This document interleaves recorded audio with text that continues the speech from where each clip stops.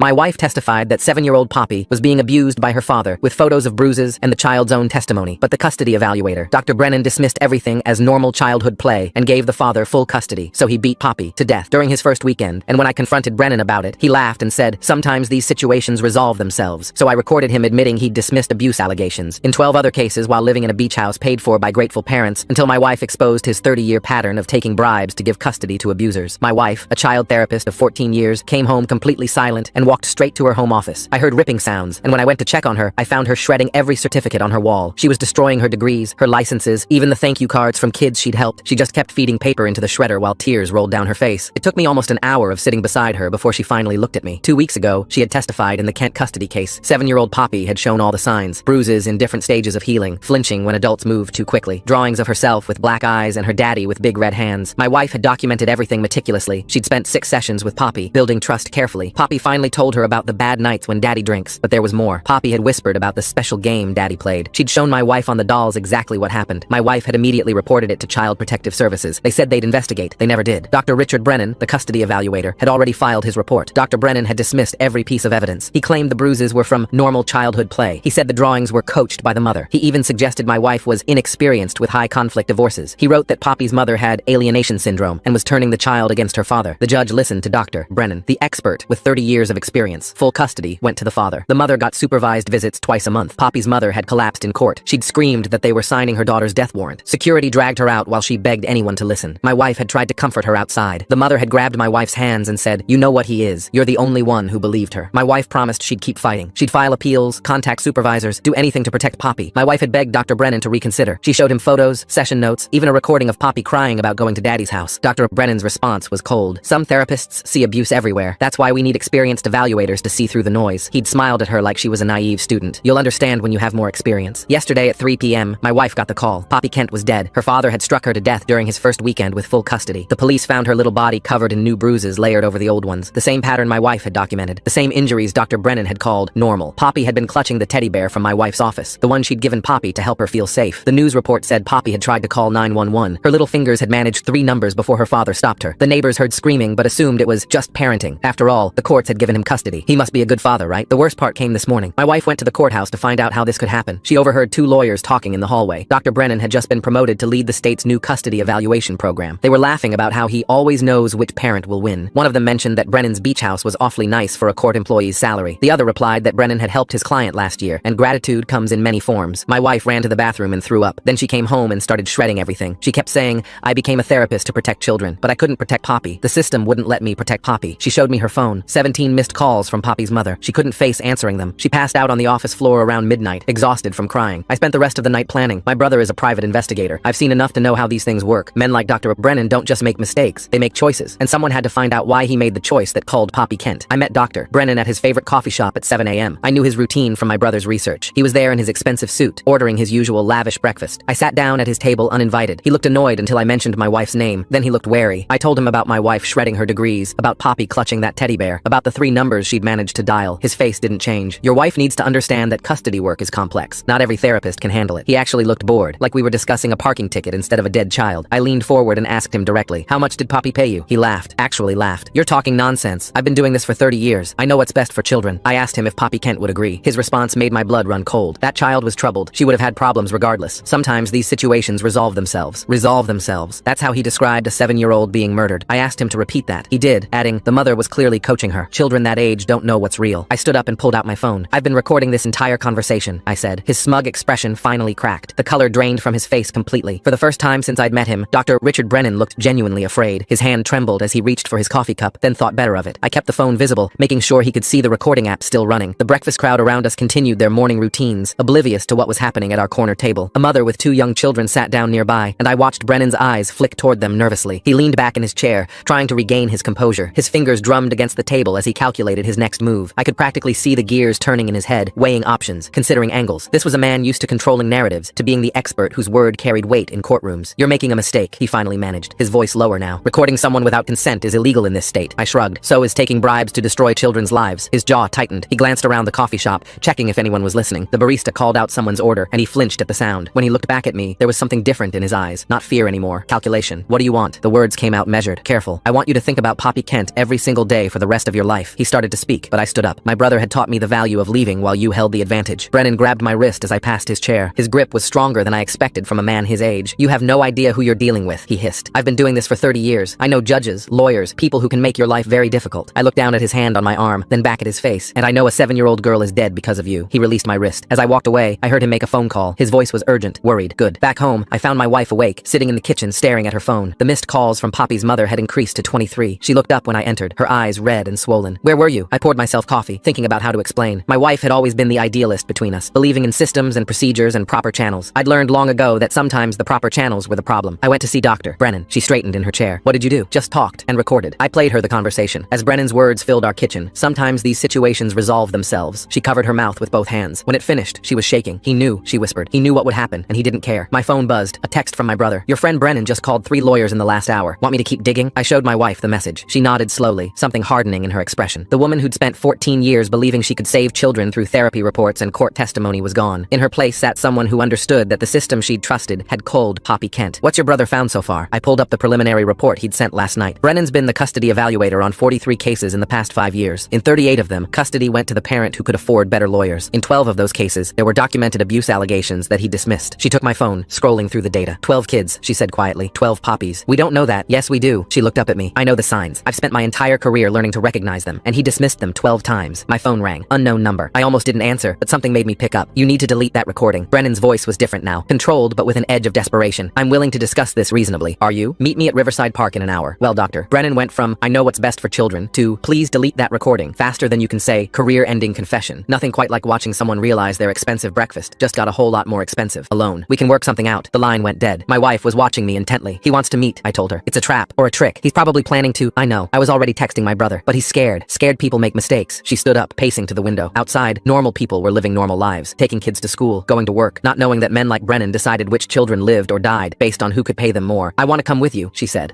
He destroyed my career, my faith in everything I worked for. I have a right to face him. I thought about arguing, then saw the look in her eyes. This wasn't my idealistic wife talking. This was someone who'd watched a system she trusted murder a child she'd tried to save. Okay, but we do this smart. My brother arrived 30 minutes later with equipment, a second recording device, smaller and more discreet, a camera that looked like a button. He'd already been to Riverside Park, scouting locations. He'll probably want to meet by the pond, my brother said, spreading out photos on our kitchen table. Isolated but public enough that you'll feel safe. Here's what you need to know. As he talked through scenarios and contingencies, I watched my wife. She was absorbing everything with the same intensity she'd once applied to child development theories, but there was something else in her expression now. Purpose. My phone buzzed again. Another unknown number. Mr. Brennan asked me to call, a woman's voice said. He's reconsidered the meeting. He'll be at his office instead. 1 hour. The line went dead before I could respond. My brother frowned. He's trying to control the environment. His office means his territory. So we don't go, my wife said. No, I said, thinking. We go, but not how he expects. 45 minutes later, we sat in my car outside Brennan's building. It was a professional complex, all glass and steel and respectability. The kind of place where decisions that destroyed lives were made in comfortable conference rooms. My wife wore one of her old court outfits. Professional but understated. The recording devices were in place. My brother was positioned across the street with a clear view of the building entrance. Remember, I said, we're just there to talk. Let him think he's in control. She nodded, checking her reflection in the mirror. For a moment, I saw the therapist she'd been. Composed, professional, ready to advocate for children who couldn't speak for themselves. Then I saw the steel underneath. The anger she'd been too shocked to feel yesterday. The determination that came from knowing a little girl had died clutching the teddy bear she'd given her for comfort. We walked into the building together. The security guard barely glanced at us. Just another couple here for a meeting. Normal people doing normal things. The elevator ride felt longer than it was. My wife's hand found mine, squeezing once before letting go. When the doors opened on the 4th floor, we stepped out into a hallway that smelled like expensive carpet and air conditioning. Brennan's office was at the end. The door was already open. He sat behind his desk like a king holding court. The walls were covered with degrees and certifications, proof of his expertise. Photos showed him shaking hands with judges, speaking at conferences, being the respected professional everyone trusted. I sat alone, he said, looking at my wife. She has more right to be here than anyone, I replied. He studied us for a moment, then gestured to chairs across from his desk. We sat. The leather was soft, expensive. Everything in this room spoke of success and authority. Let's be clear, Brennan began. That recording you made is worthless, inadmissible in court. No prosecutor would touch it. I'm not interested in prosecutors, I said. His eyes narrowed. Then what? Money? Is that what this is about? My wife made a sound of disgust. Brennan's attention shifted to her. Dr. Chen, he said, using her professional name like a weapon. I understand you're upset. Losing a patient is never easy, but you have to understand, these custody evaluations are complex. There are factors you don't see from your limited perspective. Limited perspective? Her voice was dangerously quiet. You've been practicing, what, 14 years? I have 30 years of experience. I've seen hundreds of cases. Sometimes what looks like abuse is simply complicated family dynamics. Complicated, she repeated. Is that what you call bruises in the shape of adult handprints? Children bruise easily. They play rough, without proper context. I gave you context. Photos, documentation, session notes. He waved dismissively. Mothers coach children all the time in custody disputes. They plant ideas, create narratives. An experienced evaluator learns to see through that. I watched my wife's hands clench in her lap. Brennan didn't notice. He was too busy being the expert, the authority figure explaining reality to naive idealists. But Poppy's dead now, she said. How does that fit your narrative? For just a moment, something flickered across his face. Not guilt, annoyance. Like Poppy's death was an inconvenient complication to his ordered world. Tragic, he said, but not predictable. Sometimes parents snap under stress. The custody process itself can be triggering. Stop. My wife stood up. Just stop. She's dead because you ignored evidence of abuse, because someone paid you to look the other way. Brennan's face flushed. How dare you? I've built a reputation over 3 decades. I don't need to justify myself to someone who couldn't handle the realities of custody work. Realities like your beach house? I asked. Like the grateful clients who show their appreciation in creative ways? The flush deepened. Get out, both of you, before I call security. Call them, I said, pulling out my phone. I'm sure they'd be interested in hearing our conversation from this morning. The part where you said Poppy's death resolved itself. He stood up so fast his chair rolled back and hit the wall. For a moment, I thought he might come around the desk at us. My wife stepped forward, putting herself between us. You killed her, she said quietly. Maybe you didn't put your hands on her, but you called her just the same, and we're going to prove it. Brennan laughed. It was an ugly sound. Prove it? You think you're the first people to question my evaluations? I have lawyers, connections, people who trust my judgment. You have what? A recording of a conversation taken out of context? We have 12 cases where you dismissed abuse allegations, I said. 12 children you put in danger. His smile was cold. Allegations. Unproven allegations. That's what you idealists never understand. Anyone can make an accusation. My job is to find the truth. Your job is to protect children, my wife shot back. My job is to make recommendations based on evidence and experience. If you don't like the system, take it up with the legislature. He moved toward his office door, clearly intending to end the meeting, but my wife wasn't done. What about Timothy Morrison? She asked. Brennan stopped. What about him? 7 years old. Broken arm. You called it a playground accident. It was investigated. He's in foster care now. His father broke his other arm 6 months after you gave him custody. Brennan's jaw tightened. You can't blame me for Sarah Chen, 9 years old. Cigarette burns. You said they were bug bites. The medical examiner was inconclusive. She ran away 3 times before someone finally listened. My wife pulled out her phone, scrolling through notes. Marcus Williams, 8 years old. Black eyes. You called it childhood clumsiness. He's been in the hospital twice since your evaluation. Stop, Brennan said. But she kept going. Name after name. Child after child. Each one a case where Brennan had dismissed abuse allegations. Each one a child who'd suffered because of his evaluations. Stop. He slammed his hand on the desk. You think I don't know their names? You think I don't remember every case? Then why? My wife's voice broke. Why did you ignore the evidence? He sank back into his chair, suddenly looking older. You wouldn't understand. Try me. He was quiet for a long moment. When he spoke, his voice was different, tired. Do you know how many custody evaluations I do a year? How many parents claim abuse? If I recommended against custody every time someone made an allegation, no child would ever see their father again. But the evidence